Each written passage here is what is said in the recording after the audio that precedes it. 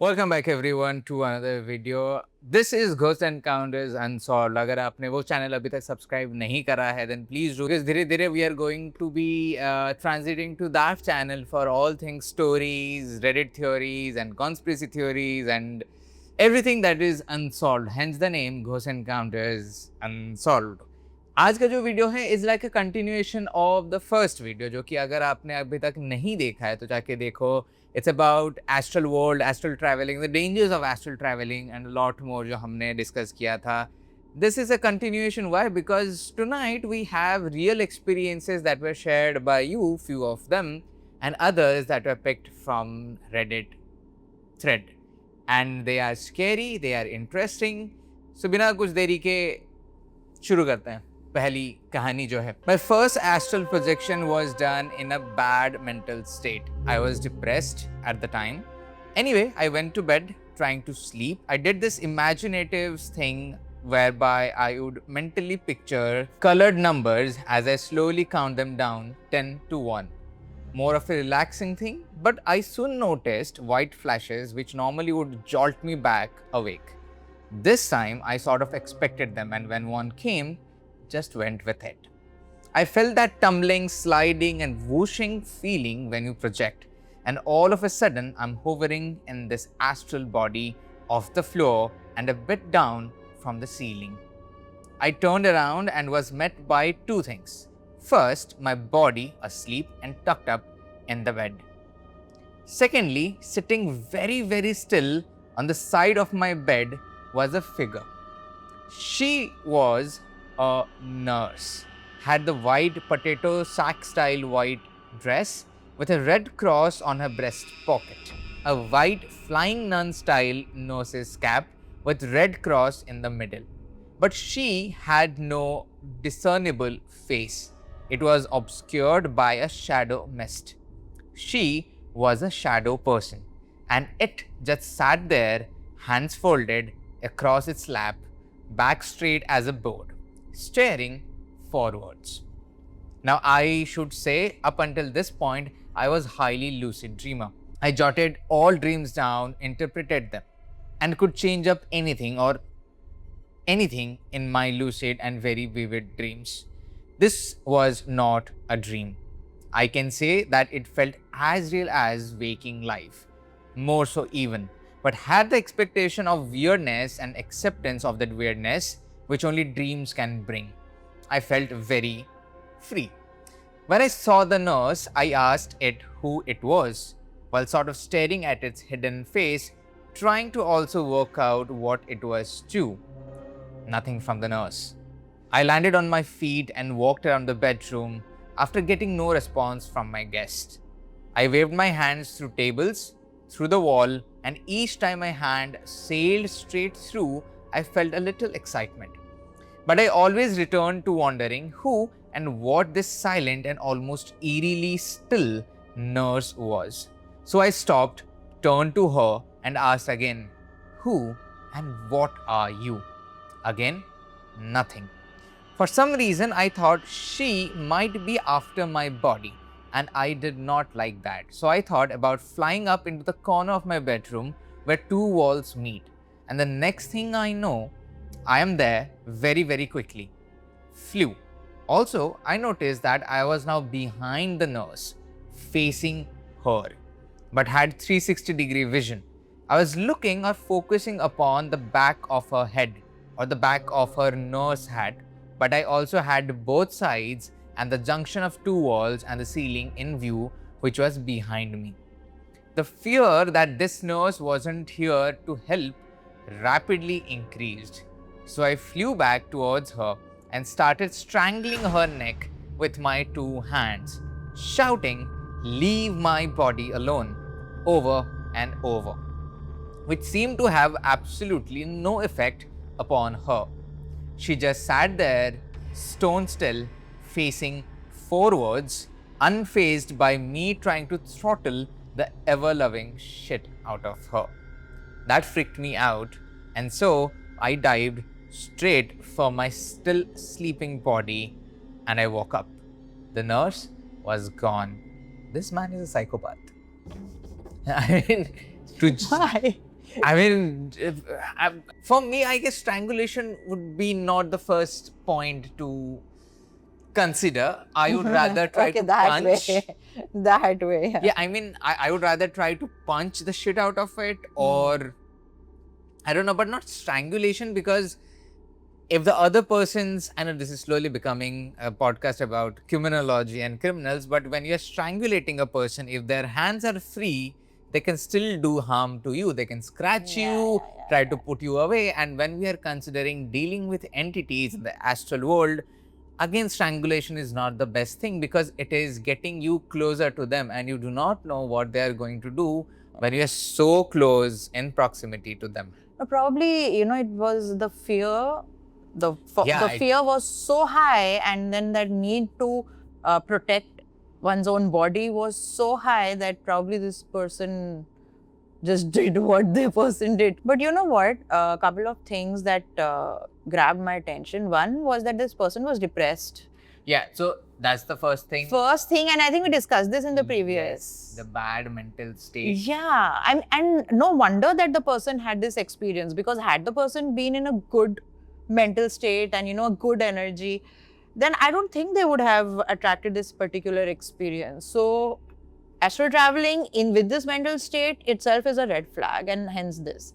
The second thing that caught my attention was when you mentioned 360-degree vision. Yeah. I was like, I mean, I am at a personal level, I'm always so fascinated by this particular thing, because see, if you look at it, it's like, we are the consciousness who is experiencing life through a human body. Now, human body restricts the consciousness a lot. It limits it, because you can see a particular spectrum and angle, because like all of us can just see this becomes a peripheral, and of course behind we can't see. But when you remove those barriers, that is when the consciousness is out of the physical body, whether it is during OBE, that is out of body experience, or during near that experience, it becomes a 360-degree vision. You are not restricted to just seeing what's in front of you. You can literally see things from every angle. And like, if you just, try to visualize, because that is what I was doing when you were reading. So this person is like literally seeing the nurse, he's seeing the wall behind him, he's seeing everything together. It's so similar to what we have normally seen in Insidious movies, where even if the person is inducing an OBE or inducing themselves into the further, as we discussed in the first part, they could be sitting at one point on a chair, on a bed or somewhere, and still they could be seeing everything around that house. Everything, because there are no barriers beyond the physical, right? Yeah. We spoke about the time not being linear once you're out of the physical. The same way, see, that is exactly like even how the psychic senses work. That is how the OBE experience works. That is literally how everything that is beyond or restricted by these senses and the body work. Yeah. Because even our psychic abilities, like when you go beyond the 5 senses, that is when you are tapping into the 6th sense, or things which are not restricted by the human body. The same goes with the out of body experience, same goes with the near death experience. You literally experience things which look bizarre, but they are as real as it can be. When we discuss about the astral world, we also have to consider that a lot of those things sometimes are also made up, which cannot be ignored, because what thoughts we have, what memories we have, our traumas, our experiences, childhood scenarios and memories, they all can build up to create this world of yours. And people who are astral traveling shouldn't, or people who wish to know about astral world or astral traveling, shouldn't be confusing themselves with the memories and the astral world. Also, as you rightly pointed out about the bad mental state that can trigger bad astral experiences, because the more low we are, the low vibrational frequency we are in, and the more we are in that frequency, we attract a lot of those negative experiences, not just in the astral world. Yeah. So Real how world we as say, that your vibe Yeah. attracts your tribe. So it's the same thing. Same thing. Your vibe attracts Yeah. the realm that Yeah. you will astral travel into. Yeah. When Josh started astral traveling, and we have seen that how his father too was kind of attached somewhere or the other to this further, then his son also kind of gets into it, and it just kinds of proves the theory, that we kind of always speak about, that if you have been marked by the paranormal, if the paranormal has chosen you, there is no way to run out of it. And Yeah. it always trickles down to the next generation. So it's not a curse thing if you know how to control it. But if you cannot control it, we have seen what happens in the Insidious. So no matter what Josh did to protect his son or keep him away, or as we saw when he was a child, he was caged in the further. Yeah. He made sure through the help of our kind psychic and everything that they did to figure out that it's not the house that is haunted, but the son, Yeah. the kid. So And that's the epicenter. Yeah, that's the epicenter of it. And then as we grow, we see that how Josh is also equally in there. Then as the son grows up, they think, oh, it's everything is behind, it's all settled now. But then, and I believe there is a greater cause to this, and it's not related to Insidious particularly, but when something like this, an experience like this keeps on happening with you, particularly when it comes to the paranormal, I believe strongly, and we both, I can speak on behalf of both of us, there is a bigger picture Yeah. out there Definitely. that kinds of that is kind of telling you that maybe instead of just running, Face it. or maybe kind of, because I also strongly believe that there could be a bigger positive purpose to this, rather than feeling, oh, I'm haunted, there are demons behind me, there are entities behind me. Because when we were growing up, you had your own experiences, I was having my own experiences, and if we kind of had there been a timeline where both of us would have been like, why us? Why is our house haunted? Why is the entity targeting me? Why am I seeing it? We would have never been here today. Exactly. It was only because we both were like, let's just face it. Yeah, we chose to acknowledge it rather than just brush it under the carpet. We Yeah. chose to, not run away from it and rather face it, and not just help ourselves, but then eventually even help others. Yeah, and that's what exactly happening in the movies as well. The more they were Yes. running from it, the more it stretched. But the moment they decided, maybe you know what, we should just face it. Yeah. Let's just face the demon of keys. Let's just face the red ball demon. Let's just face the widow, the black widow, the serial killer entity. Basically, all those when they started figuring out, suddenly I took a pause because I just remembered how they figured out it's the Black Widow. It's a crazy scene actually, and it's not related to the current scene. We will not be giving any spoilers if you have not watched yet. But in that particular movie, when they were figuring out, what is the entity and how to kind of control it somehow or the other, and while opening the drawers, they see there is a newspaper article where it's mentioned that this particular lady killed so and so. And then when the kind of thing becomes clear, so interesting actually. But yeah, coming back to this thing that maybe facing up sometimes is the solution, but there is a asterisk to it. It should never be, normally people say, oh, you fear maths so much, just start practicing maths. Or you have a fear of water, just get into the water and we'll see what happens. But I guess that is where people make the big mistake. Facing something should always be the second step.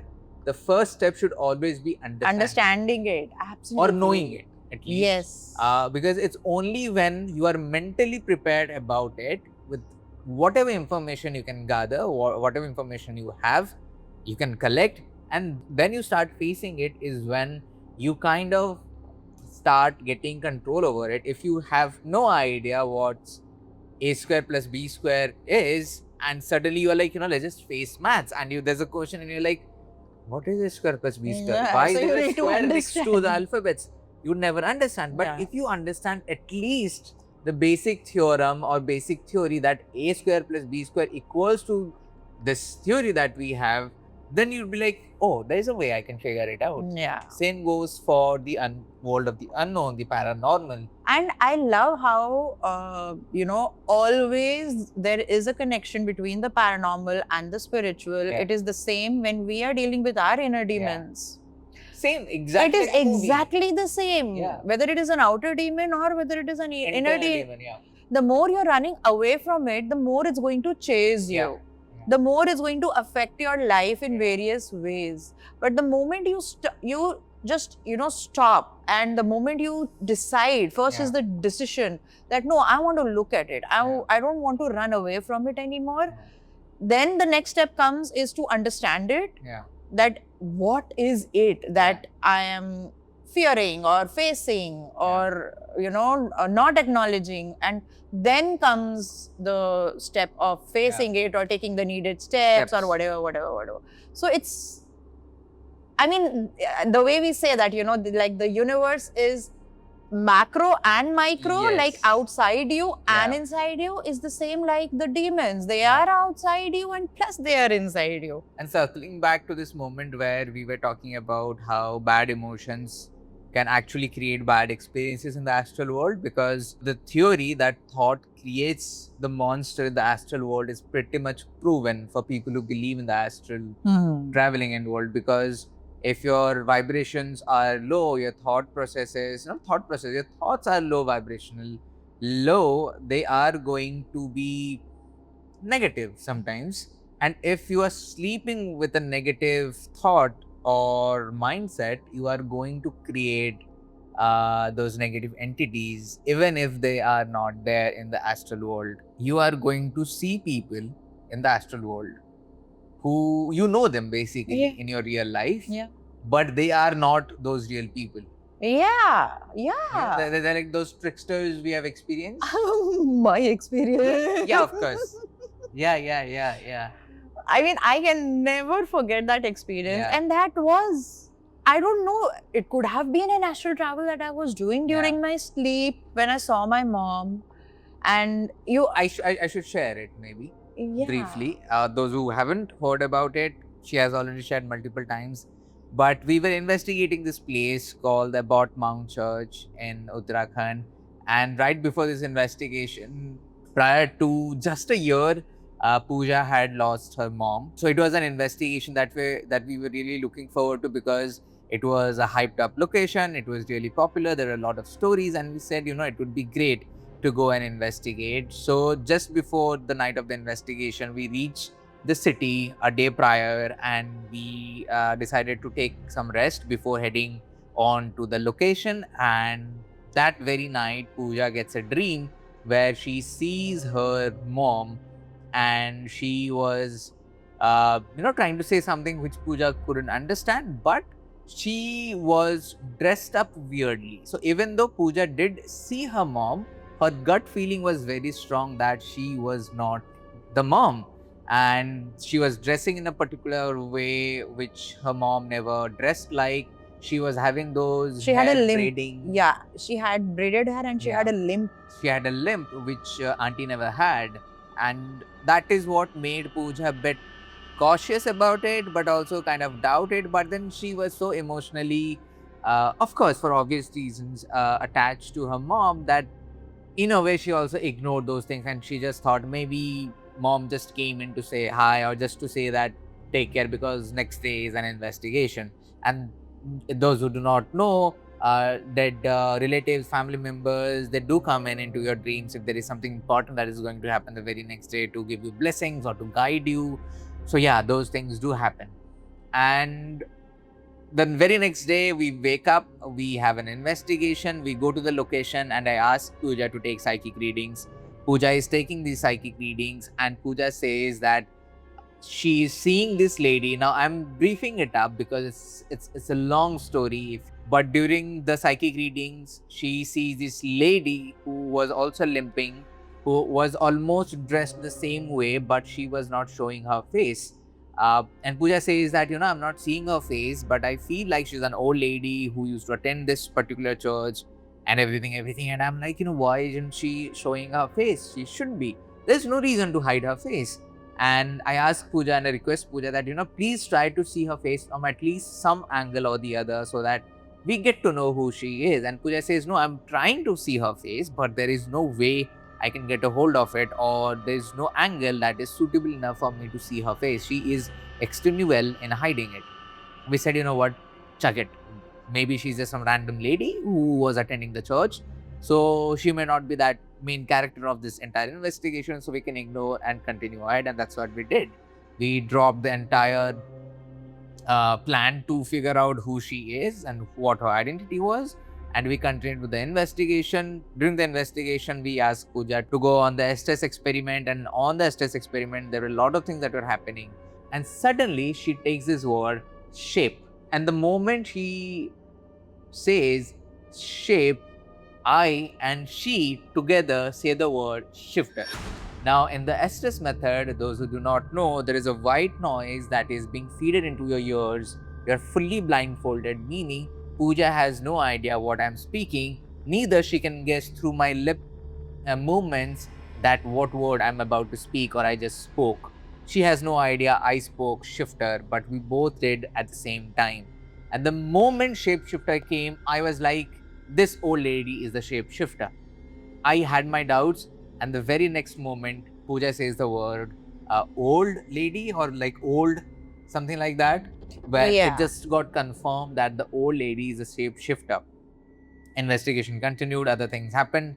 We went back to the hotel after the investigation. Pooja is tired, we all are tired, we are all sleeping, and Pooja again sees this entity that looked familiar, felt familiar, but this time she was in her original shape and facial structure, whatever you want to call it, identity.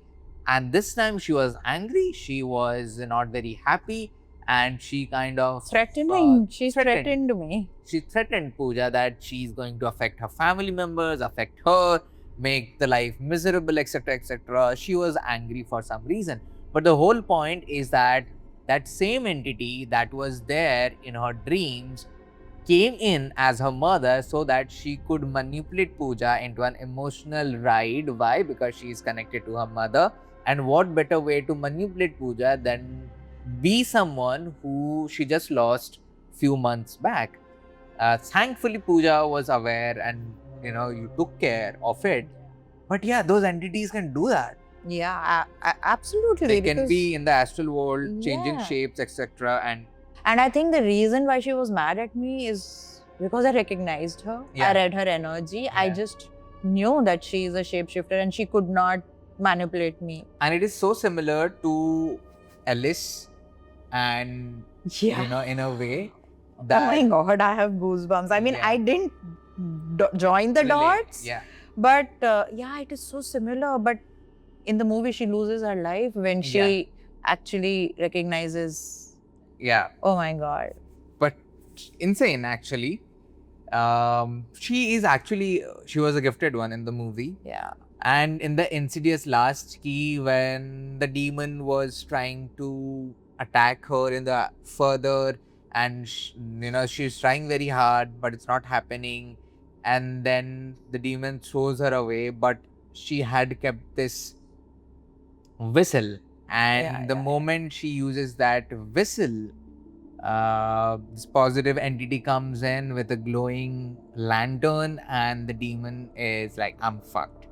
And I love every horror film that shows that no matter how dark it is, the light always wins. And moments like these, I love these moments because it just shows how powerful, if there is even like 5% positivity, it can be powerful to the rest 95% negativity. Yeah. And whatever was happening in the last key chapter, and the girl whose soul was trapped, and Elise was trying to protect her, and whatever was happening with the demon and everything, and then this thing happens, it was really great moment because you are like, take that monster, because the power of positivity and light is that powerful. Is that powerful, right? Absolutely. But yeah, we have another story, and this is another great one, even though it's a small one, but still something interesting.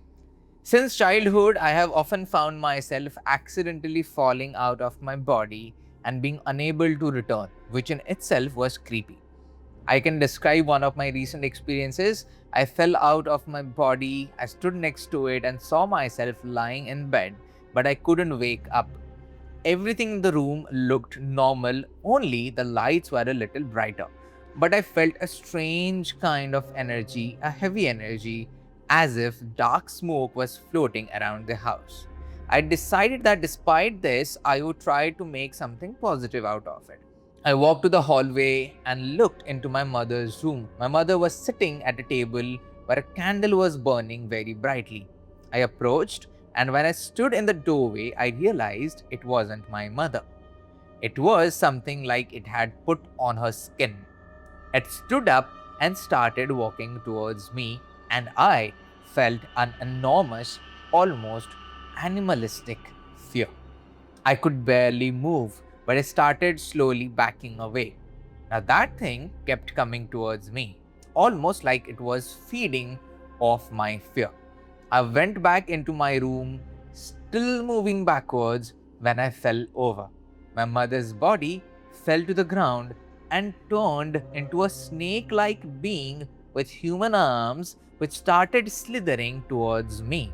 I crawled backwards towards the bed, and that thing grabbed my leg and bit me, and then I woke up. What is interesting is that in my mother's room, there really was a candle burning on the table, something I hadn't seen earlier while awake. In total, I have only ever had one positive experience with astral projecting. The rest are stories like this where I just fell out of my body and can't go back. Then some effed up entities show up and scare the shit out of me. Wow. This is so close to. But they need grounding and shielding. They need, as we always say, Yeah. if it is an accidental astral projection, it's understandable Yeah. that that your mood, your frequency, your vibration They matter. decides where you are traveling. But if it is a conscious effort and you better be grounded, you better be shielded, Yeah. you better be in Of that course. high vibration so that you don't attract these experiences. Yeah. And there's also something called the false awakening trap in the astral world, where basically someone believes that they have woken up to their physical body. They start doing their regular work, But they are only still to there. only to have another jolt. Then they wake up. It's like an inception of astral traveling. Yeah. So this lady was almost in that zone where she kind of saw her mother. The candle was there, but it wasn't her mother. Yeah. Shape-shifted. Wearing some other skin. She just mentioned it. Yeah. It could be a shape-shifting entity, probably shape-shifting as her Yeah. mother. And probably she didn't actually see the mother, who was probably sleeping or Yeah. in the washroom. But because she was sure that this is the mother, until it just presented itself in that Something reptilian. else. There's also a phenomena called the wrong room phenomena, where people report projecting into a bedroom that looks almost identical to their actual bedroom but contains tiny differences. Different furniture, doors in different places, and unfamiliar objects. In a whole, astral world can be explained as an alternate reality in a way. Yeah. Not alternate, an No. additional reality. It could be an alternate reality. It could be a different dimension. Of course, it is a different dimension that we are tapping into, but it's like that we are multidimensional beings, right? It's not just we who are Yeah. existing right now. Different versions of us exist in different dimensions, in different realms. So during astral traveling, there's a very high chance that we visit a different version of us, Yeah. probably in a different reality. This is like, even if you are living in a particular space, and there is another version of you living in a similar frequency but not the same frequency. So the realities may differ a little rather than totally different or totally the same. And the reason we are again coming back to Insidious movie Bar is because the movie exactly shows the danger of the astral world, Yes. danger of astral traveling, the entities that are lingering there. But one thing I can't get my head around is what could be the purpose. For example, in this story where she sees a creature which has donned the attire of her mother, the skin of her mother, and everything, physical feature of her mother, what could be the aim of the entity and why did it target this particular girl? Either the entity knew that this girl has no control over her astral projection, and as a result, it had now marked her and was ready to attach itself, possess her somewhere or the other. Possible. But when you see the Insidious movies, and when you see in the movies, of course, there's the purpose why people are getting stuck in the further, or why they have a connection with the further, and why and how those entities are doing. I guess right now, the entities of the astral world would pretty much be fully aware that there are a lot of people who are traveling in here. Lot of people do not have that protection shield around them. Yes. Lot of people are not frequency wise high, or high in that good vibe or something like that. So maybe right now they would be just waiting कि कब एक बकरा मिलेगा हमको. They do.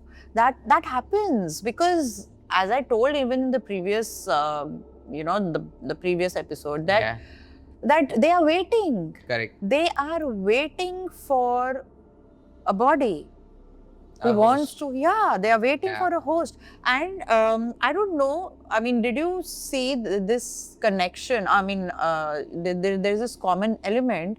A lot of these experiences that we read on astral travel, a lot of them, I think, I don't know if this girl or guy mentioned, but a lot of them, they have these experiences mostly in younger age, right? A lot of them astral travel naturally without actually wanting to consciously project in younger age. Even in Insidious, whether it was Josh, whether it was Dalton, they were young when they were and then unknowingly... they had a connection which they couldn't break. Exactly.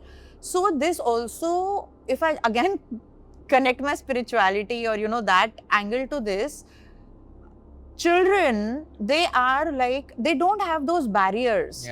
Like for example, children, they are less conditioned, right? They are less conditioned, they have less barriers, they have less of traumas or things that actually bind you to a lower vibration. So this could be one of the reasons that by default, children, they are more prone to astral traveling. The second reason, what comes to me is identification with the body.